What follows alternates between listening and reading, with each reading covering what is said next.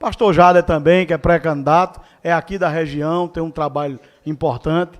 Seja abraçado também. Eu gostaria de convidar ele, que é pastor aqui do Cariri, né? E foi sugerido por alguns conservadores a participação do pastor Jader Medeiros, que é também pré-candidato a deputado federal, gente. Isso.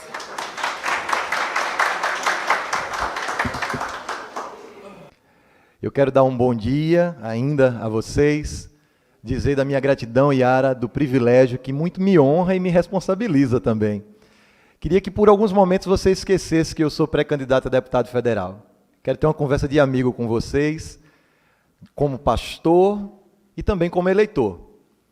Eu queria que você não desvirtuasse o momento desse encontro, que embora falando de política, não é um momento político, mas é um momento muito importante que eu confesso, estou tentando conter a emoção.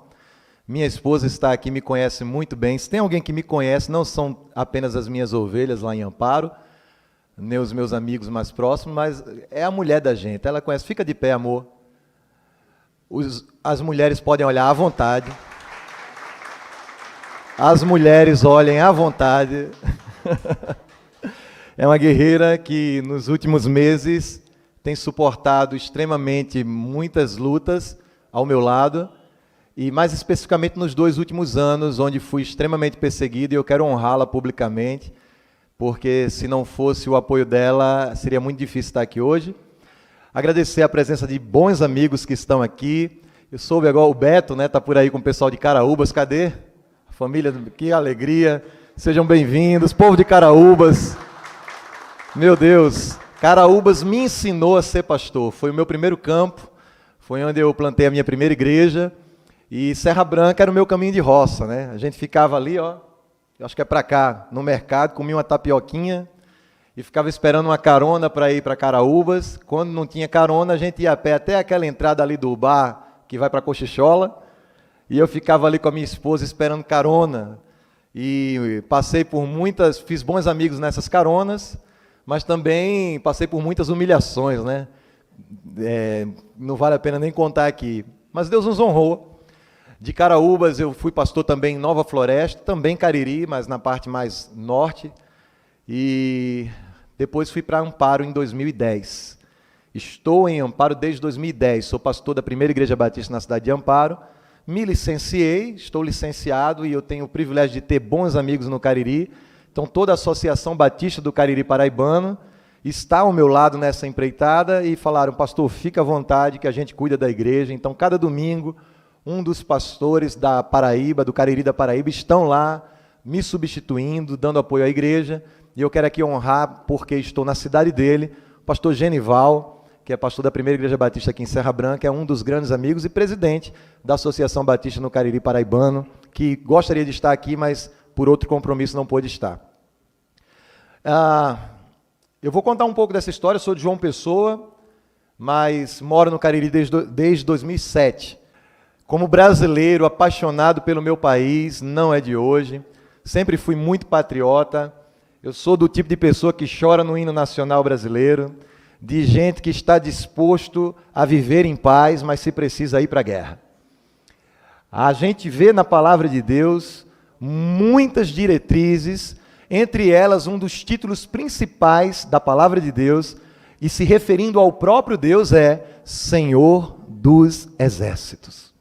Um dos salmos mais famosos da Bíblia Sagrada, o Salmo 46, diz: o Senhor dos Exércitos está conosco.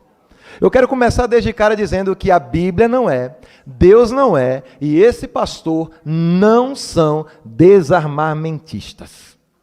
O direito à defesa é bíblico. Por que será que nós associamos pautas conservadoras e cristãs ao pecado? Já pararam para pensar nisso? A minha proposta nessa manhã, já comecinho de tarde, é tratar da política do ponto de vista cristão, do conservadorismo do ponto de vista cristão. Eu fiz algumas anotações aqui, até para que eu não fique redundante nem repetitivo no que a gente já ouviu aqui, afinal é um desafio muito grande falar qualquer coisa agora, depois de ouvir o nobre doutor e também aqui o Diego. Eu acho que é do sol porque é iluminado esse homem nas palavras, né? e a gente sai daqui muito mais rico, muito mais aprofundado nos debates. Quando nós paramos para analisar a influência do esquerdismo, nós temos aqui algumas coisas para pontuar. Primeiro, nós não estamos lutando contra um movimento novo. O movimento esquerdista, que na verdade é filho do comunismo e do socialismo, é fruto de um período sistemático, organizado e silencioso, sem que nós percebêssemos. Isso aconteceu debaixo dos nossos narizes. E vocês estão falando com um homem, estão ouvindo um homem, daqui a pouco nós vamos conversar melhor, que chorou quando o presidente Luiz Inácio Lula da Silva foi empossado. Eu votei em Lula. Eu fiz campanha para Lula. Eu gritei de alegria com aquele discurso naquele carro de som de um homem trabalhador. E por que eu tenho 36 anos de idade, então faço as contas aí, apesar da barba... Estava lá vestido de lampião, né? Então, não pense que apoiar a esquerda é burrice. A pior burrice é considerar um esquerdista burro. Nós não estamos falando aqui dos apoiadores da esquerda ou da massa de manobra da esquerda. Mas existe um projeto muito bem organizado, sistemático, silencioso e de longo prazo que nós estamos vendo o resultado hoje. E tirem da sua cabeça que elegendo o nosso governador, os nossos senadores, os de direita de verdade, não os oportunistas, como muito bem falou o pastor Sérgio Queiroz, quando nós elegermos esse povo, tire da sua cabeça que nós vamos resolver esse problema, não. Porque nós não vamos. O mal causado por esse sistema é tão prolongado e tão antigo que nós vamos levar no mínimo uma década para retirar os carrapichos que estão agarrados na pele das ovelhas. É um trabalho longo. Outra coisa muito bem pontual que o pastor Sérgio Queiroz disse nessa sua fala aqui que eu acabei de ler, é que nós não temos que pensar só em 2022. Nós já temos que pensar em quem serão os nossos prefeitos, os nossos vereadores. Eu sou pai de um menino de 12 anos e de uma menina de 9. E a minha menina de 9 anos chegou semana retrasada em casa dizendo: papai, a minha professora, veja, colégio particular,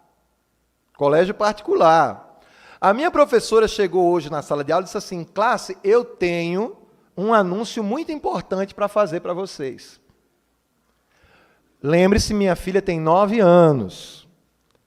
A classe está cheia de crianças de 9 anos. E a professora falou assim: hoje a tia está se assumindo publicamente lésbica. Qual é o problema disso? É a professora ser lésbica? Não. Eu tenho irmã lésbica, que eu amo do meu coração. Não posso ver ela que dá um cheiro, abraço, tudo. Mas quando a gente senta para conversar, se o assunto vier à tona, eu digo: olha, maninha, te amo. Mas de acordo com a Bíblia isso está errado.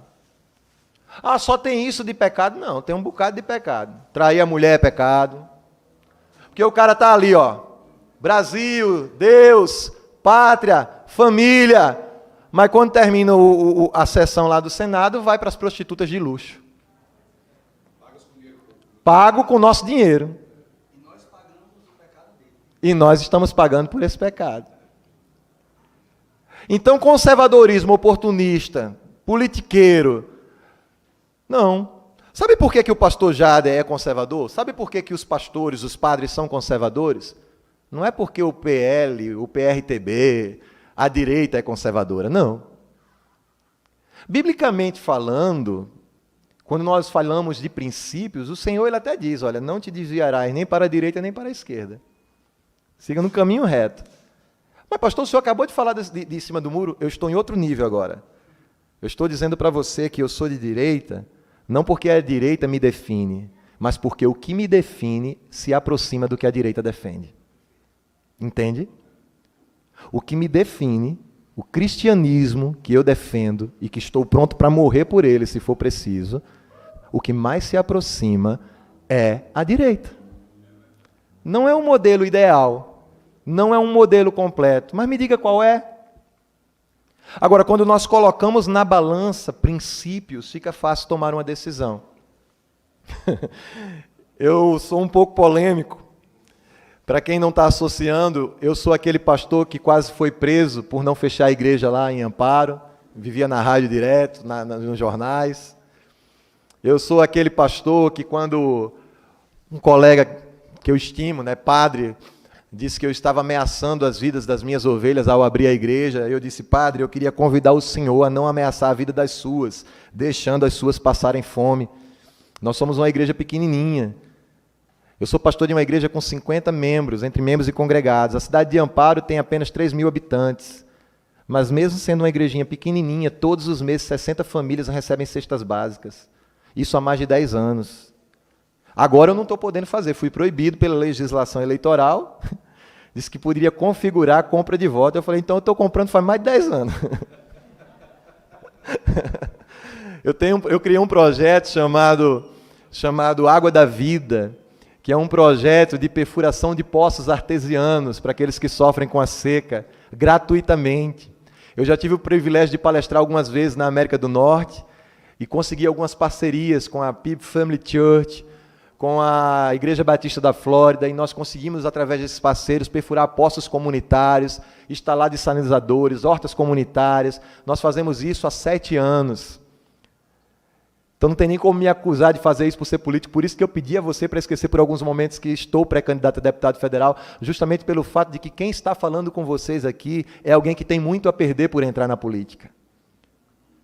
Mas olha, se tem uma coisa que eu aprendi com Maria, é a dizer: eis-me aqui quando o desafio parece terrível.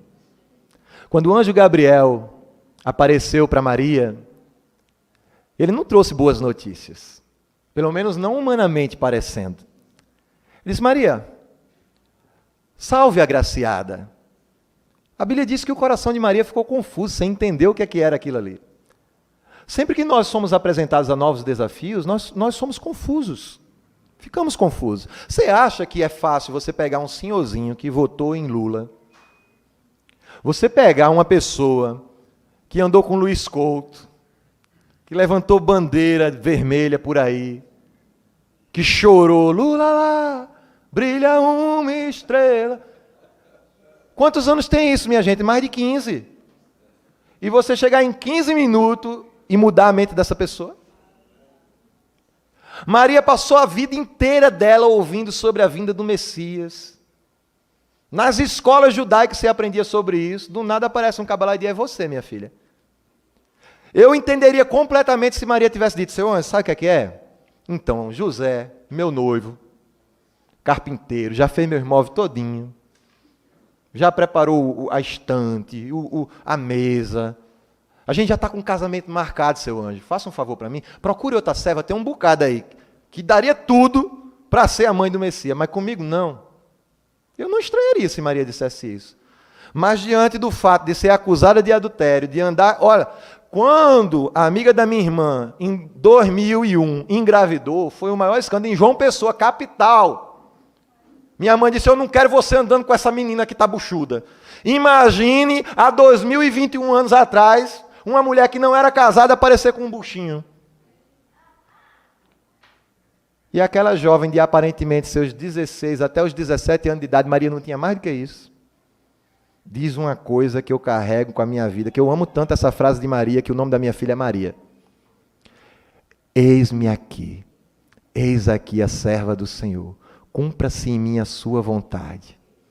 Eu sou tua serva, Senhor, custe o que custar, conte comigo. Alguém disse: pastor Jader, se o senhor entrar nesse discurso político, o senhor vai perder apoiadores. Muita gente vai deixar de ir na sua igreja. O senhor não vai ser mais convidado para pregar em alguns lugares. O senhor já pensou nisso? Eu disse: já. O senhor vai brigar com um peixe grande, o senhor tem mulher, tem filhos, o senhor já pensou nisso? Eu disse: já. Mas eu tenho uma pátria para honrar.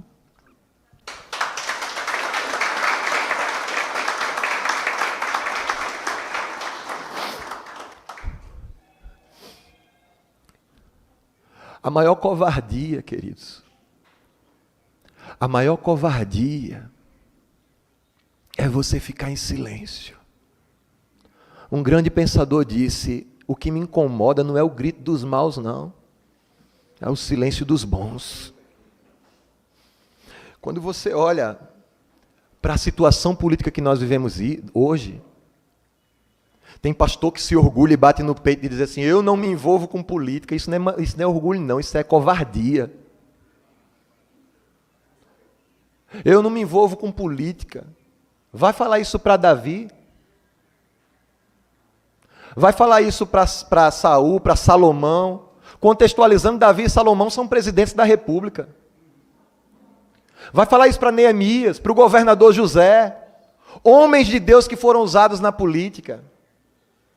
O homem que Deus usou para conseguir uma tumba para colocar o corpo de Jesus, você pensa que é de hoje que diz assim: conversa com aquele político fulano de tal para usar alguém. Foi um político chamado José de Arimateia, que se não fosse esse político rico conseguir uma tumba, o corpo de Jesus, a gente não teria lugar para visitar em Israel hoje, não. A política não é do diabo, o que é do diabo é a corrupção. A política não é do diabo, o que é do diabo é a politicagem, é a safadeza. É o tomar o que não é seu, é colocar a mão no que é do povo. Isso é do Satanás. E a gente fica repetindo tanto que não me envolvo com política, eu não quero conversa com política, e enquanto nós dizemos que não queremos conversa, os ladrões querem. E o pior, nós votamos nessas pessoas. Porque quem colocou eles lá fomos nós. Eu liguei para um amigo meu de infância, para conversar sobre isso que nós estamos conversando aqui agora. Ele disse: olha, eu não quero conversa com política não, porque eu coloquei na minha cabeça, se estiver me assistindo, você sabe que é você que eu estou falando.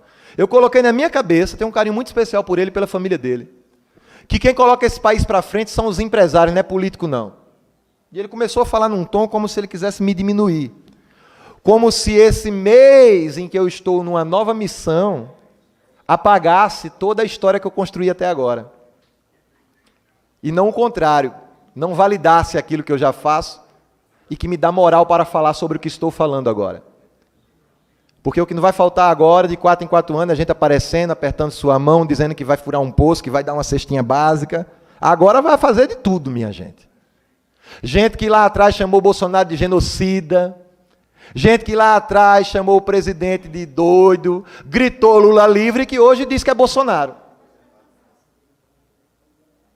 Agora, de momento, vai ter um bocado. Mas, queridos, o que nós vemos é que aquele rapaz falou para mim assim: quem bota esse país para andar são os empresários, não importa quem seja o político que esteja no poder. Eu falei: que pena que o povo de Cuba não pode dizer a mesma coisa. Que pena que os empresários da Argentina não podem dizer a mesma coisa. Que pena que os empresários da Venezuela não podem dizer a mesma coisa. Ele disse: você quer dizer o que com isso? Eu digo: não importa o seu talento, meu amigo, se você não tiver liberdade para usá-lo, você está falido. E nesse país nós já temos prova que até o seu dinheiro que está no banco você só tira se o governo deixar. Nós temos prova, neste país, que a sua liberdade está na mão da caneta de alguém. E muitos desses que não foram eleitos por você. Quando chegou a pandemia, por mais difícil que foi encarar a pandemia, mas eu agradeci a Deus porque nós tivemos uma amostra grátis do que é comunismo e socialismo. E nós temos hoje como olhar para os pré-candidatos e os que estão no poder aí e dizer para eles, na cara deles, qual é a moral, vou dar nome ao boi, que o senhor João Azevedo tem de dizer que vai defender o trabalhador. Se foi ele quem colocou a polícia para prender trabalhador. Qual é a moral que qualquer prefeito, em sua maioria na região do semiárido nordestino, terá para dizer para os seus contratados: votem nesse daqui. Se foi ele quem proibiu essas mesmas pessoas de abrir o seu comércio, de cultuar, de ir à missa. Quando chegou essa história do fecha tudo, eu tinha acabado de voltar de Nova York. Fui convidado para pregar lá. Inclusive, todo mundo ficou com medo de mim. O pastor chegou dos Estados Unidos. Inclusive, durante a pandemia, eu fui naquele... Vocês devem lembrar que naquele porto de New Jersey, tinha um navio ancorado assim que a pandemia estourou. Eu fui naquele hospital visitar aquele povo, junto com meu amigo pastor Francisco Isidoro. Nós entramos no hospital que estava recebendo o povo do Covid. Quando eu voltei, peguei Covid.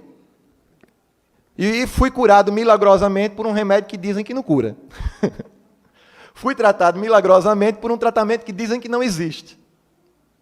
E perdi amigos que não fizeram e que, infelizmente, se foram. Mas isso é outra história. O ponto que eu quero chegar é o seguinte. Chegou um decreto dizendo que a igreja não poderia abrir. E eu olhei para aquela situação e disse, por que a igreja não pode abrir e tem cabaré aberto em Pombal? Por que a igreja não pode abrir e o bar está aberto? Nada contra os donos de bares, são geradores de emprego também. E faz um bocado de perder também, né? Mas, país livre é isso. Por que a igreja tem que... Por que eu deito com aquela moreninha toda noite na mesma cama, mas na igreja ela tinha que ficar a 2 metros de distância de mim? Que ciência é essa? Eu bati o pé e disse, acabou esse negócio. Eu não vou fazer, quem quiser fazer que faça. Irmãos, ligaram lá para a polícia, veio a polícia na porta da igreja. A primeira vez que a polícia chegou, eu esqueci o nome do cabo lá, até de Monteiro ele. Boa noite, pastor. Ele não entrou na igreja. Ele chegou na porta da igreja e mandou me chamar. Boa noite, pastor. Boa noite. O senhor está sabendo do decreto estadual que proíbe as igrejas de abrir? Eu digo, estou sim, senhor. O senhor está sabendo do decreto municipal que proíbe as igrejas de abrirem? Estou sim, senhor. Então, por que o senhor abriu? Eu digo, porque existe uma Constituição Federal, no artigo 5º, dizendo que eu tenho direito à liberdade de culto. E eu agradeço a presença de vocês aqui, porque esse mesmo artigo diz que a polícia deve proteger esses locais. Muito obrigado por vocês terem vindo. Não, nós estamos numa situação atípica. Eu falei o quê? Estado de defesa? Estado de sítio? Porque se for estado de defesa, estado de sítio, bora fechar agora, porque eu quero pegar numa arma e defender minha pátria. É isso? Não, o senhor está querendo confusão. Eu digo, muito pelo contrário, eu quero cultuar. O senhor é que não está deixando. O senhor aguarda um momentinho, aguarda. Aí chamou o sargento, lá vem o sargento, a mesma coisa. O senhor sabe do decreto, parecia conversa de bêbado, a mesma coisa. Falei, com todo respeito, sargento, eu já expliquei aqui, assim. O senhor aguarda um momentinho, aguarda. Pegou o telefone e ligou para Monteiro. O pastor aqui está dizendo que não vai fechar não, o que é que eu faço? Falei, deixa eu falar com ele. Aí passou o telefone para mim. Pastor, o senhor está sabendo do decreto? Aí começou tudo de novo. Falei, rapaz, você devia gravar essa conversa.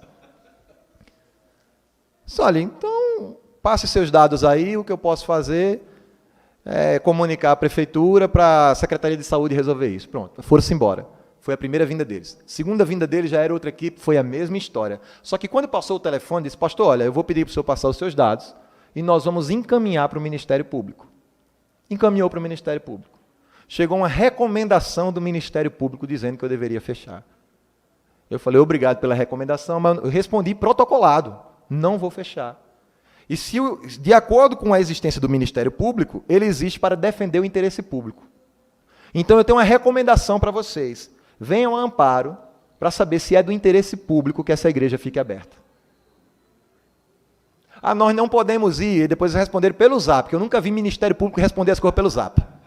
Devido à pandemia, nós não estamos caindo em pesquisa de campo. Então, como é que vocês que não estão conversando com o povo querem saber o que é de interesse público? Nós estamos vivendo uma situação tão grande que o Ministério Público tem trabalhado de maneira ativa, e não é pelo povo não, viu? Quem está falando isso não é o evento, é o pastor Jader. Nós não estamos tendo defensoria pública pelo povo. STF que o diga. Vamos recorrer ao STF. Vai cair na mão de quem? De Xandão. A segunda carta que o Ministério Público me mandou foi um ultimato. Se ele insistir, laque a igreja e conduza ele para a delegacia. E aí saiu nos portais do Cariri. A nossa igreja é tão grande que tem um grupo de WhatsApp. Pastor, vai ter culto? Eu digo, eu estarei lá. Se quiserem ir, sejam bem-vindos. Minha esposa disse, eu não vou com os meus filhos, porque eu não quero que os seus filhos vejam você sendo preso. E na intimação dizia que eu poderia ser conduzido coercitivamente à delegacia.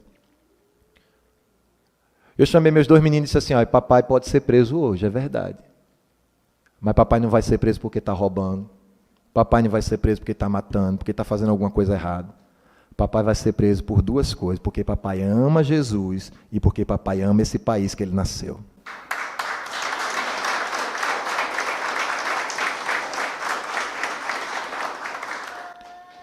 A liberdade nunca foi de graça, minha gente. A liberdade que nós gozamos hoje é porque alguém foi preso lá atrás. A liberdade que nós temos hoje é porque alguém deu a cara a tapa lá atrás.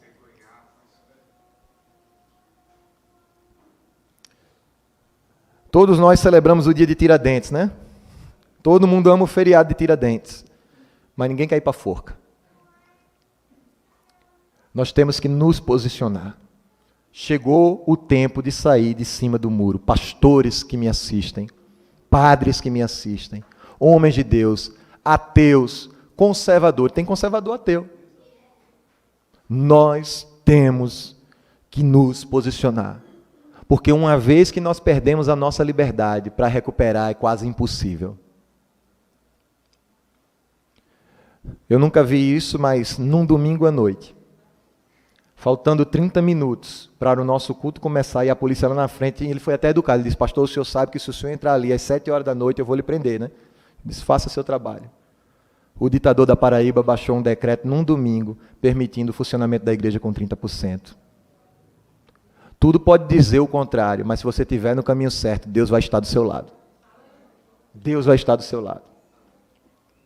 Uma das coisas que a gente percebe, já que a gente está falando de cristianismo e de política, é você perguntar assim, o que é que um conservador, o que é que um cristão tem a ver com a direita ou com a esquerda? Para ficar mais fácil a gente entender isso, a gente poderia ver quais são os conflitos que existem entre aquilo que a esquerda defende e o que a Bíblia defende. Por exemplo, a esquerda quer mudar o conceito de família. A nossa Constituição, ela define muito bem o que é família. Não precisa nem para a Bíblia. Mas a Constituição diz que a família é formada pelo homem, a mulher e a sua prole. Isso é família. Você pode pegar 2 homossexuais, colocar numa ilha deserta e voltar lá depois de 10 anos para ver se tem 3. Não vai ter. Todos nós aqui somos conservadores, de direita, acredito. Tem alguém aqui que deseja a morte de um homossexual? Levante sua mão. Tem alguém aqui que tem vontade de meter uma pedra na cabeça de um homossexual? Levante sua mão. Tem alguém aqui? Ninguém. Nós só não queremos que haja um desvirtuar e uma distorção do que de fato é família, à luz da Bíblia e à luz da Constituição. Família é homem, mulher e sua prole. Então não venha dizer para o meu filho que ele vai escolher se quando ele crescer ele vai querer ser homem, mulher, sabão em pó ou sereia, não, porque isso não existe. Tem gente botando o nome do menino Ariel, né? Para ele escolher se vai ser homem, sereia, sabão em pó. Não, é homem, mulher e sua prole. Depois que você quiser, você decide, eu defendo o seu direito de você fazer o que você quiser da sua vida privada. Eu sou pastor, homem, hétero, mas eu defendo o direito do caba que é homossexual. Ele tem o direito dele. Agora, impor isso à minha família, nas escolas, nos discursos, nas cartilhas, aí você está querendo demais. Foi muito bem citado aqui Clodovil. O cara ia para o meio dos discursos LGBT e dizia, ó, vocês querem respeito, mas vocês não respeitam aquilo que fez vocês existirem. Então, como é que eu sou um pastor, um cristão, um padre, um homem ou uma mulher cristã, e vou agora defender uma instituição política, um partido político que diz que não, família é qualquer coisa. É homem com homem, é homem com cachorro, é mulher com mulher. Com árvore. Tem tudo agora. Mas se você desconstrói isso, tem uma fala que ficou muito famosa aí em grupos de direita, de uma palestra de esquerda, em que o cara diz assim, olha, tem gente que diz que vocês querem destruir a família, e ele assume publicamente, é verdade, nós queremos destruir a família. Por que eles querem destruir o conceito de família? Porque quando você cria o caos, você se apresenta como solução. Por que os governadores foram tão adeptos da política do fecha tudo, do fica em casa, do vamos quebrar a economia, do vamos gerar o desemprego, vamos gerar a inflação? Eles sabiam que o resultado era esse. Mas por quê? Se o país está bom, se o povo está satisfeito com o preço do combustível, se o povo está com emprego, se a economia está crescendo, o povo reelege o presidente. Então eles não estão em projeto para melhorar o Brasil, para o trabalhador, companheiro. Não! Eles estão num projeto de poder. Mesmo que custe destruir o Brasil para isso. Eles querem estar no poder. Eu vou lhe dar uma diferença muito simples do que é ser oposição de direita e oposição de esquerda. Se você tem um governo de esquerda com a maioria na Câmara de direita, pode ter certeza que se esses caras forem de direita de verdade, não oportunistas, eles vão voltar todas as pautas que forem a favor da nação, não importa quem esteja no poder. Vamos falar do contrário? Se nós tivermos um presidente de direita, quem for de esquerda no Congresso, Câmara e Senado, vai votar contra, não importa o que seja, para dizer assim, ó, nós vamos votar para sua mãe, senhor deputado, ter plano de saúde para o resto da vida. Quem escolheu? Foi Bolsonaro, eu sou contra. Eu espero, sinceramente, que Bolsonaro nunca vá para a mídia dizer assim, eu sou a favor do oxigênio, porque o que vai ter de nego prendendo a respiração não é brincadeira.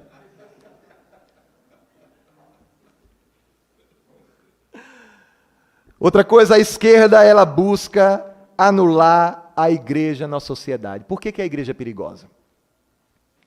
Para a esquerda. Eu tive o privilégio de ouvir Ronald Boyden Macmillan, colunista do Washington Post, New York Times, servo de Deus, especializado em cobrir matérias sobre a perseguição dos cristãos em países comunistas e socialistas. O Ronald, ele cita que, num dos convívios com um desses cristãos perseguidos, não vou citar o nome nem o país, porque está sendo transmitido pela internet, o homem falou assim, olha, a gente ouve aqui que a Bíblia é um livro subversivo e perigoso. E é mesmo, para Satanás e seus demônios. A Bíblia é um livro perigoso para o inimigo. Porque, dentre outras coisas, o que a Bíblia ensina é que a nossa obediência deve ser a Deus e aos homens. Muita gente, inclusive colegas pastores, disseram assim, pastor, a Bíblia manda obedecer às autoridades e o senhor está pecando. Eu digo, não, quem está pecando é o senhor, porque a Bíblia diz assim, antes importa obedecer a Deus do que aos homens. É fato, a Bíblia manda obedecer às autoridades, mas quando essa ordem das autoridades ela vai contra aquilo que a Bíblia estipula, eu fico com a Bíblia. E a nossa Constituição ela é pautada na Bíblia. Caso você não saiba, fique sabendo. Por que a gente diz que roubar é crime? Porque o Decálogo diz, não roubarás. Por que a gente não se relaciona com os nossos parentes consanguíneos como há projeto de lei para que isso seja liberado? Porque o livro de Levítico diz que isso é pecado. Toda a questão de princípios e morais do que é certo e do que é errado vem da Bíblia. Você pode até não acreditar na Bíblia. Você pode até não acreditar em Deus. Mas uma coisa é certa. Você só sabe o que é conceito de certo e errado porque a Bíblia existe. Senão você nem saberia. Então, desconstruir a igreja, desconstruir a família, em segundo lugar, anular a influência da igreja, é tomar o poder. Porque são nas igrejas onde a gente ouve assim, olha, vamos respeitar pai, vamos respeitar mãe, vamos obedecer às autoridades, mas acima de tudo a gente obedece a Deus. Então existe o interesse de calar esses caras. Por que os decretos liberaram shows e proibiram cultos? Porque eles sabem que a maior base do apoio de direita vem das igrejas. Não tinha nada a ver com saúde, tinha a ver com política. Embora justiça seja feita, pastores e padres não façam política dentro da igreja. A gente não fala de política na questão politicagem dentro da igreja. O que é que o pastor Jader sempre falou de política na igreja? Ora, na época da Páscoa eu falo sobre Jesus Cristo, sobre a passagem do povo no Egito. Eu explico o verdadeiro sentido da Páscoa, eu digo que coelhinho não bota ovo e se botasse não ia ser de chocolate, eu digo tudo isso. No Natal eu falo que não é Papai Noel, é Papai do Céu. E na política eu também falo. Chega o tempo eu falo, olha gente, não venda seu voto, analise as propostas. Eu nunca disse vote em fulano, vote em cicrano. Se bem que para bom entendedor minha palavra basta, né? Mas os políticos nunca tiveram voz nas igrejas. No aspecto de você pegar e dizer, vem aqui pedir voto. Nunca. Mas esses caras são tão sem caráter, são tão cebosos nas suas politicagens, que eles acham que os pastores e padres fazem as mesmas coisas que eles fazem. Mas não se engane não, viu? Tem muita safadeza no meio cristão também. Tem muito cristão de 4 em 4 anos. Está aí aquele episódio no governo do PT, da oração da propina. Quem não lembra disso? Oh, Deus, eu te agradeço por ter providenciado isso daqui. Deus o quê, safado? Esses 2 pastores, não tem corrupção no governo. Olha os 2 pastores do MEC. Desde quando eles são do MEC? É como eu tirar uma foto com o Nilvan, tenho o telefone de Nilvan, aí eu chego para você e digo assim, olha, tá aqui meu irmão, Nilvan é meu amigo, tu tá sabendo que Nilvan vai votar um negócio aí no governo estadual? Rapaz, tu é prefeito, né? Sou. Então, eu tenho aqui o telefone de Nilvan, tu quer que eu agende uma reunião tua com o Nilvan? Sou se queres, você me dá um dinheirinho aí? O que é que Nilvan tem a ver com isso? Essa é a história. O que é que Bolsonaro tem a ver se 2 cabas safados... pastor, mas pastor, meu amigo, gente safada tem em todo canto. Tem nas igrejas, tem dentro de casa, abuso infantil, onde é que mais acontece? Então eu não estou aqui dizendo que nós somos, que nós, eu estou falando em nome do povo cristão, somos santinhos e perfeitos, não. Inclusive quando o Senhor manda uma ordem para o profeta, ele diz assim, começai no meu santuário a limpeza. Um dia eu estava em Belo Horizonte, fui dar uma palestra lá, precisei pegar um táxi da Lagoinha para o bairro Palmares. Aí eu estava dentro do táxi lá, o taxista gosta de conversar, disse, o senhor é de onde? Seu sotaque é tão diferente. Ele falou, eu sou da Paraíba. Disse, eita, terra boa. O senhor está aqui a trabalho ou a passeio? Perguntou ele. Disse, rapaz, eu estou fazendo as 2 coisas, estou trabalhando e aproveitando para passear. Era a primeira vez que eu estava em Belo Horizonte. Aí ele disse assim, o senhor trabalha com o quê? Eu digo, eu sou pastor. Ele disse, Mas tem pastor ladrão, né? Eu disse, tem. Assim como tem taxista enrolão que pega o turista, fica dando volta para poder ganhar mais. Aí ele disse, eu não estou falando com o senhor não. Eu digo, eu também não é com o senhor não.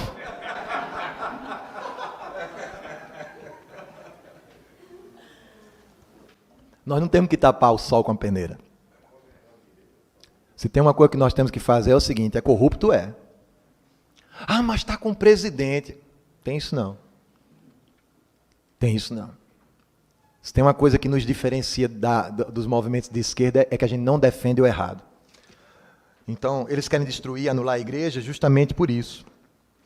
Uma outra coisa que a gente chega aqui é que a esquerda ela prospera dividindo. E nós, como cristãos, somamos. Rico contra pobre. Você sabia que 40% dos milionários do Brasil vieram da pobreza? 40%. Se você conhece alguém rico, pode conversar com ele, principalmente aqui no Nordeste. Minha infância foi muito difícil. Eu tenho alguns amigos que hoje são milionários. Posso citar aqui o dono da Rota do Mar, Arnaldo, acaba andando de helicóptero para lá e para cá, participou de um projeto missionário comigo, no menor IDH do Pernambuco, ali em Manari.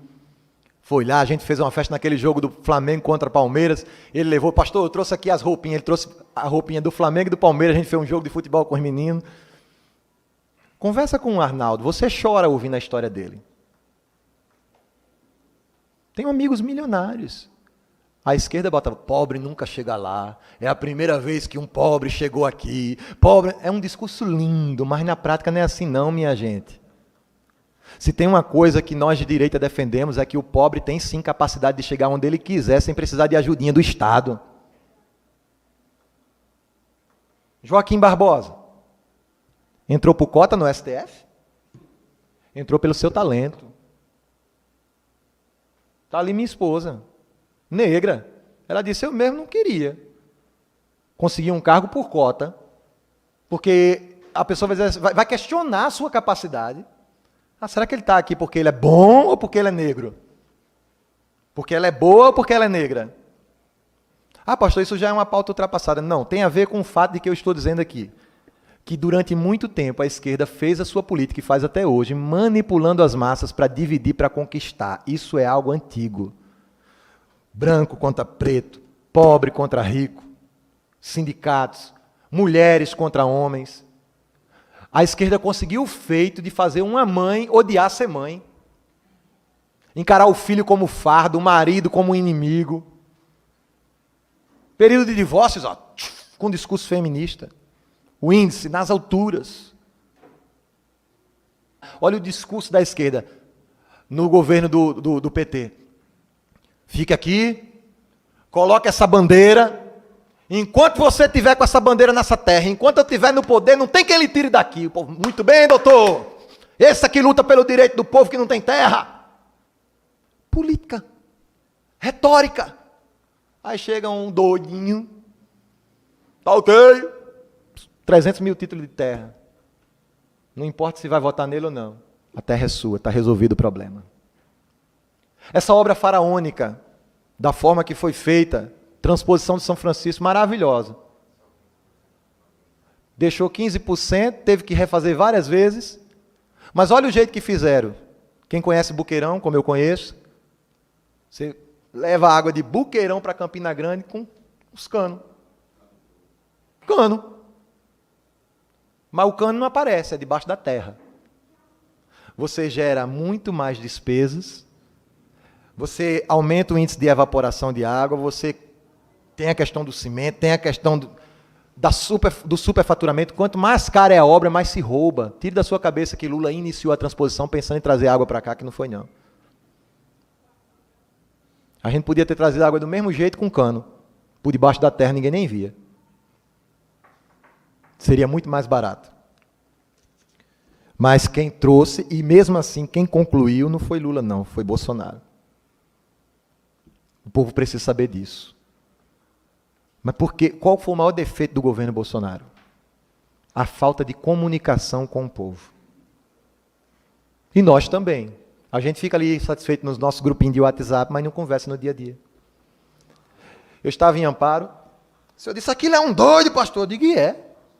Porque uma coisa é você conversar com uma pessoa letrada, uma discussão mais polida, uma discussão mais... Mas uma outra coisa é você conversar com o povão. O povão não sabe o que é ICMS, não. O povão sabe que quando vai abastecer, está cara a gasolina e a culpa é do doido do Bolsonaro. Se a cabeça do povo é assim que funciona. Aquilo é um doido, pastor. Eu digo, é. Entra aí. Entrou no meu carro, eu digo, vamos ali. Cheguei no posto Trevo, eu digo, bote R$100. Coloquei, me dê a notinha, por favor. Eu digo, olha, seu Zé. Imposto federal do diesel, 0. Imposto estadual, R$ 39,84. O senhor sabe o que é isso aqui? Sei não, senhor. Significa dizer que eu acabei de entregar R$ 39,84 para o governador da Paraíba e que eu não dei nem um centavo para o presidente. Como é que a culpa é dele? Se apoio não é. Outra vez eu estava com a pessoa, não, porque sou Lula. Eu digo, dona Maria? Sou sim. Dona Maria, deixa eu fazer umas perguntas para a senhora deixa? Deixa, diga, meu filho. Eu voto no senhor, mas no seu candidato eu não voto não. Não estou lhe pedindo voto não, eu só queria lhe fazer uma pergunta. O que a senhora acha de uma mãe, aos 7 meses de gravidez, ter o direito de ir no SUS, tirar um bebê... A senhora já viu um bebê de 7 meses? Já, meu filho, tão pequenininho, mas vinga, viu? Eu digo, não vinga, dona Maria. O que a senhora acha de uma mãe lutar pelo direito de matar esse bebê de 7 meses na barriga dela? Deus me livre, isso é um pecado muito grande, minha filha. Meu filho. Eu digo, não é, dona Maria? Tá. O que a senhora acha do seu marido aqui no sítio? Seria bom para ele, de madrugada, ele ter aqui uma arma dentro da gaveta dele, só mora a senhora e ele, para defender. A senhora achava que era bom se ele pudesse, ou se pudesse eu queria, né, meu filho? Que... Pronto, anotei ali.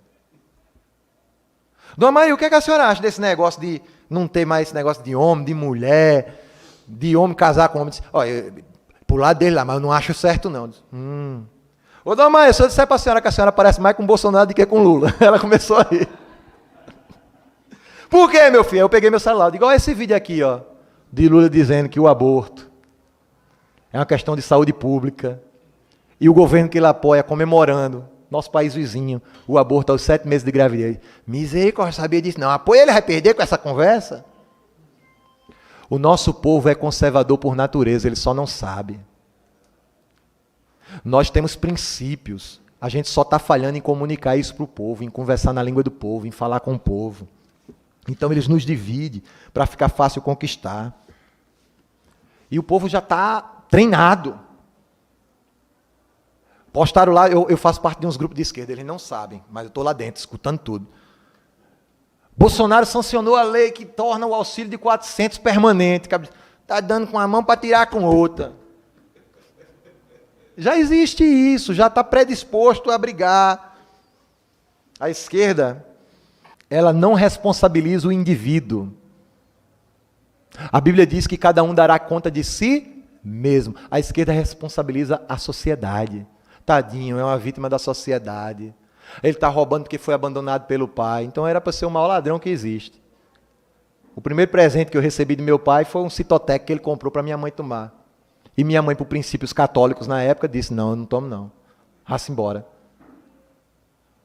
Então, esse negócio de que o caba é safado porque o pai não criou, porque o pai abandonou, não. É safado porque ele quis repetir o erro do pai ou fazer pior.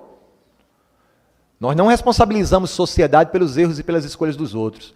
Tem gente que escolhe bater carteira no meio da rua. Tem gente que pega uma enxada e vai limpar um mato. Ah, isso é retórica sua, pastor? É não. Com 14 anos de idade, eu estava com um carrinho de mão nos mercadinhos João Pessoa. Eu botava o carrinho lá, passava uma corrente na grade do supermercado, entrava, via qual era a madame que estava comprando muito, o carro que estava maior, dizia, moça, a senhora quer que eu leve sua feira em casa? Eu disse, ô meu filho, como? Eu estou com um carrinho lá na frente, me dê R$2 que eu levo. Ô meu filho, espere lá que eu vou. 14 anos eu fiz isso. Eu não fui bater a carteira da moça, não. Eu fui perguntar a ela se eu podia. Entende? Então eu estou falando de uma coisa aqui que eu vivi na pele. Não é só porque eu estou acostumado a ver esses casos e lidar com esses casos no meu dia a dia. Não é uma questão de dizer que foi bem falado aqui pelo Diego, a gente não dá o peixe, a gente ensina a pescar. Tem uma fala do Sérgio Queiroz que eu gosto muito. E o que é que a gente faz quando o açude está seco? Eu vi um vídeo que eu chorei muito, ontem, de um fazendeiro, que ele vem andando nas terras dele, aí ele vê um caminhoneiro parado, pegando milho. Quem viu esse vídeo aí? Aí ele desce, rapaz, o cara está pegando milho nas minhas terras aqui. Aí o caminhoneiro vê e fica assustado, ele diz assim, rapaz, quem mandou pegar esse milho aí? Ele disse, não, rapaz, eu vim pegar 10 espigas aqui, para eu poder fazer um cozinhado mais tarde, que eu estou trabalhando. Ele disse, você não vai pegar 10 espigas aqui não? Ele disse, ô moço, desculpa, ele vai botar as espigas no chão. Ele disse, você vai pegar mais, e eu vou lhe ajudar. Porque os caminhoneiros são quem faz esse Brasil prosperar, funcionar, e aqui o senhor tem todo direito. Gente, na hora eu lembrei do texto de Levítico, capítulo 23, versículo 22. Quando o Senhor ordena para os donos de colheita o seguinte, olha, quando vocês forem colher, não retirem as espigas que estão na beira da estrada, nem as que caírem no chão, deixem para os viajantes. A Bíblia não é socialista. A Bíblia, ela explica o contexto de você conquistar o seu próprio patrimônio com o seu suor, desde o Gênesis, mas também tem uma questão social envolvida. É um capitalismo com consciência social. Isso é Bíblia. Para a gente concluir, quando você vê o que a esquerda faz, que ela tenta dizer que nós de direitas não olhamos para o social, é balela. Biblicamente falando, o social está sempre atrelado à produtividade. Havia o ano sabático, em que se deixava a terra descansar por um tempo, em que você juntava para poder... Então, o nosso discurso é, você luta para conquistar o seu, você trabalha, você come do seu suor, mas você também é benevolente para olhar por aqueles que estão impossibilitados, por uma questão de doença, por uma questão de idade, por ser viúva. Então, ser capitalista não exclui o social. Agora, uma coisa é o social, outra coisa é o socialismo. E por último, a esquerda, ela quer tomar de nós a liberdade que conquistamos a duro prazo. Eu quero concluir dizendo o mesmo texto que o nosso presidente costuma usar. João capítulo 8, versículo 32. Conhecereis a verdade e a verdade vos libertará. Como pastor, eu sei que esse texto tem dois sentidos. O primeiro, conhecer a Cristo nos liberta do pecado. Mas ser esclarecido e conhecer as verdades do nosso dia a dia nos liberta da escravidão, do oportunismo político. Que Deus nos abençoe, nos ilumine e nos ajude a fazer a sua vontade.